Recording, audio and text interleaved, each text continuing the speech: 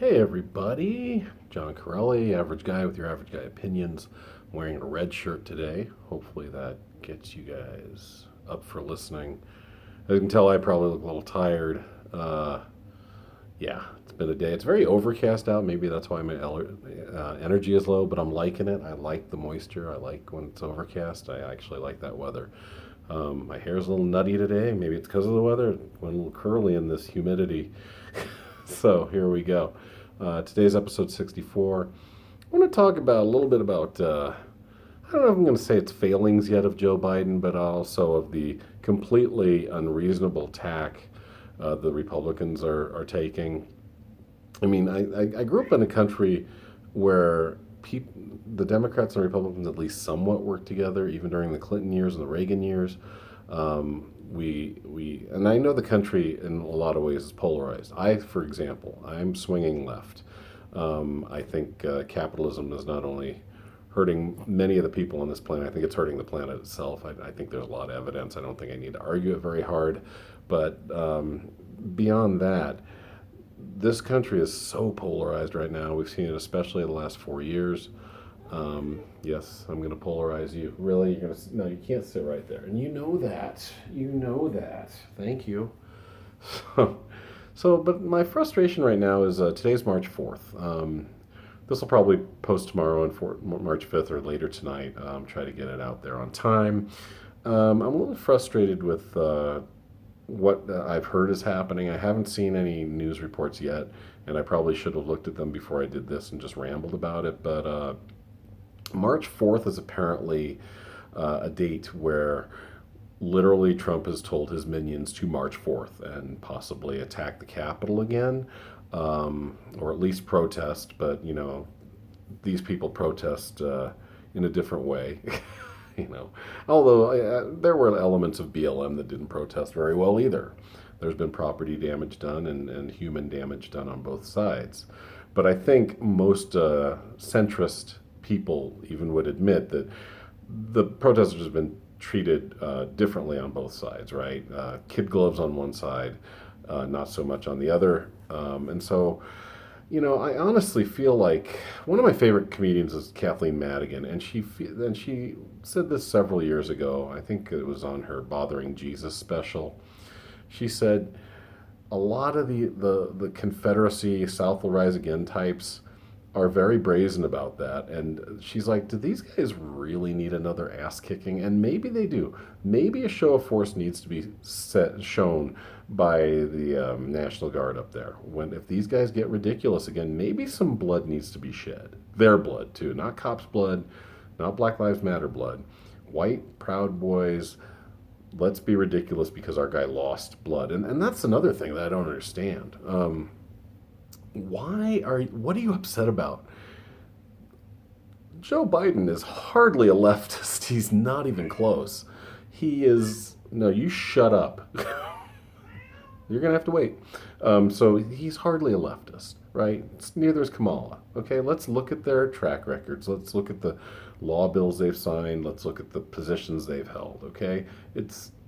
And if you don't feel like doing that research, that's fine. I haven't done a ton of research, but we all know that Kamala Harris was the Attorney General of California.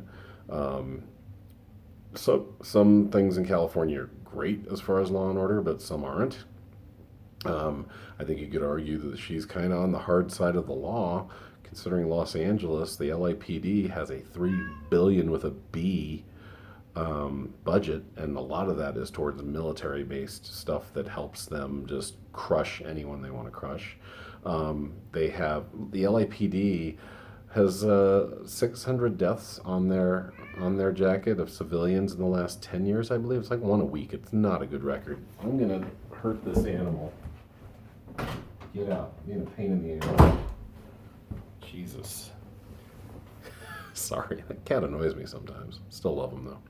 So, and the LAPD way overfunded, and so this gets to like the whole defund the police thing, and I will get back to what I was originally going to talk about, is the right wing and March 4th, but this is part of the problem too. It's part of the problem as to why white privilege exists, why the George Zimmermans of the world get away with what they get away with.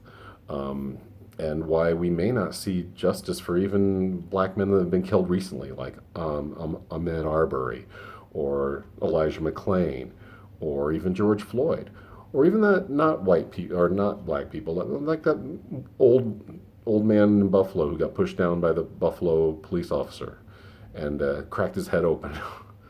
Now, to be fair, he shouldn't have approached the police officer, shouldn't have put his hands on him, but you don't need to respond to that guy that weighed what, a buck 05. That guy was thin, tall, and old. You didn't need to shove him. You didn't need to do shit. You knew he wasn't a threat.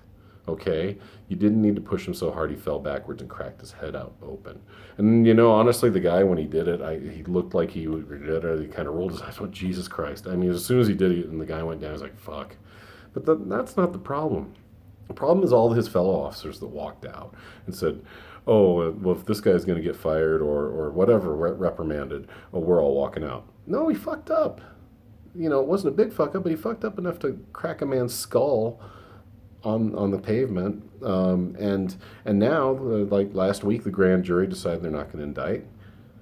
Where's the faith in the system? When you see innocent people get hurt, and then not only hurt, but hurt by the people that are supposed to protect the citizenry, that's a problem. And that's why people are upset. And when you see that they attack certain people but not others, and we know what's going on. And like I said, I've bitched about this before.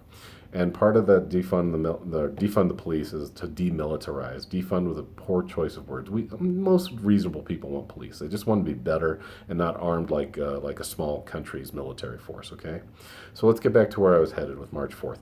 Apparently, Trump has told his Proud Boys or whoever will listen that still the election was stolen. If you want, all the QAnon listeners want to listen to that bullshit.